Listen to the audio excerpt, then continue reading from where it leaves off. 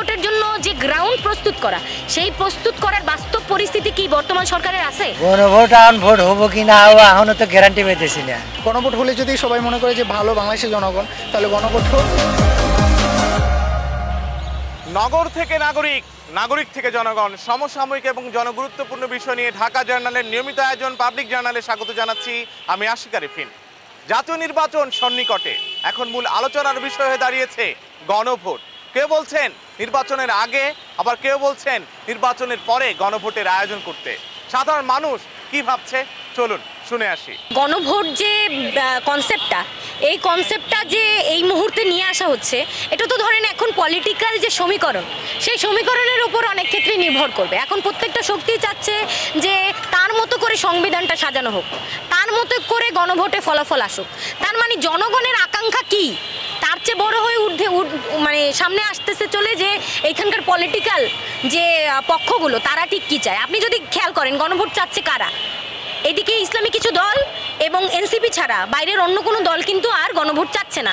ফলে এই যে গণভোট চাওয়াটা, এই চাওয়াটা নিয়েও আমার মনে হয় যে জনগণের মধ্যে যতক্ষণ পর্যন্ত না যেই পয়েন্টগুলোর উপরে গণভোট হচ্ছে, সেই পয়েন্টগুলো নিয়ে যথাযথ অ্যাওয়ারনেস গড়ে তোলা না যাবে, জনগণের রাজনৈতিক চেতনার মান যদি সেই স্তরে না নিয়ে একটা গণভোট করা হয়, তাহলে সেই গণভোটের ফলাফল কখনোই জনকল্যাণের স্বার্থে আসবে না। ফলে সেই জায়গা থেকে এত গুরুত্বপূর্ণ একটা পয়েন্ট, যেগুলো আপনারা জানেন যে এই গণভোটের এই পয়েন্টগুলোকে কিন্তু তারা বলছে যে সংবিধানে যুক্ত করবে তারা। ফলে সেই জায়গা থেকে আমি মনে করি যে জনগণের মধ্যে জনগণের চেতনার স্তর, সেই স্তরে না এনেই যদি একটা গণভোট করা হয়, হ্যাঁ অথবা না, এরকম একটা বাইনারি পজিশনে যখন নির্বাচন মানে গণভোট অনুষ্ঠিত হবে, তখন সেটা কখনোই জনগণের কল্যাণে আসবে না। কারণ জনগণের তো এগুলো নিয়ে কোনো অ্যাওয়ারনেসই নাই। এই যে আমরা খালি কতগুলো পলিটিক্যাল দল নিয়ে আলাপ আলোচনা করে তারা কিছু সিদ্ধান্ত দিল, তাদেরও তো যদিও ভিন্ন মত আছে, তারা কিন্তু এখন ঐক্যমত্যে পৌঁছতে পারেনি। ফলে সেই জায়গা থেকে এরকম একটা অবস্থায় যদি জনগণের সাথে, তাহলে এতদিন ধরে এতগুলো দলের সাথে আলাপ করে আবার যদি গণভোটই করতে হচ্ছে, তাইলে ওই আলোচনাটার প্রভাবটা কী? তাহলে সেটা আগে জনগণকে বোঝা দরকার।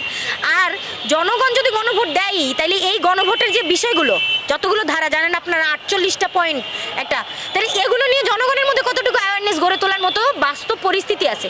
আপনি জানেন যে জাতীয় নির্বাচন ফেব্রুয়ারিতে হওয়ার কথা, তাহলে যদি ফেব্রুয়ারিতে হয় এবং তার আগে যদি গণভোট হয়, তাহলে গণভোটের জন্য যে গ্রাউন্ড প্রস্তুত করা, সেই প্রস্তুত করার বাস্তব পরিস্থিতি কি বর্তমান সরকারের আছে? এইখানকার রাজনৈতিক দলগুলোর চাওয়াই তো জনগণের চাওয়া না, এটা তো জনগণের উইল নাও হইতে পারে। তাহলে সেই জায়গা থেকে আমার মনে হয় যে আলোচনাটা আসাটা জরুরি, রাদার দেন যে এখন গণভোট দরকার কি দরকার না। গণভোটের বিষয়টা যেহেতু এটা আমাদের জুলাই সনদের সাথে সম্পর্কিত, এবং আমরা জানি যে এই যে গণভোট ছাড়া আমাদের যে অন্তর্বর্তীকালীন সরকারের যে বিষয়গুলো, সেগুলো আসলে কোনো ধরনের ভ্যালিডিটি নাই। পরবর্তীতে নির্বাচিত সরকার এসে এই যে সংস্কারগুলো করতেছে, এগুলো রাখবে কি না, কিংবা এই সরকারকে বৈধতা দিবে কি না, সেই জায়গায় কোশ্চেনটা যখন থেকে যায়, তো আমি বিলিভ করি যে এখানে হ্যানা ভোটটা বা গণভোটটা হওয়া খুবই জরুরি। এবং নির্বাচন জাতীয় নির্বাচনের আগেই হওয়া এটা জরুরি, কারণ জাতীয় নির্বাচনে কে বা কারা আসবে, তাদের ম্যান্ডেট কী থাকবে, তাদের দলীয় ম্যান্ডেটগুলো কী থাকবে, সেটা আমরা জানি না। আমরা যারা জুলাই আন্দোলন করেছি, বিভিন্ন সংস্কারের দাবিতে মাঠে নেমেছি, আমরা বিলিভ করি যে এই সংস্কারগুলো একটা ভ্যালিডিটি পাক, এই সংস্কারগুলো একটা সাংবিধানিকভাবে কিংবা আপনার ধরেন একটা আইনগত বৈধতা থাকুক। সেই জায়গা থেকে আমাদের উচিত গণভোটটা অবশ্যই নির্বাচনের আগে হওয়া উচিত। গণভোট এখন ভোট হবো কি না এখনো তো গ্যারান্টি পেতেছি না।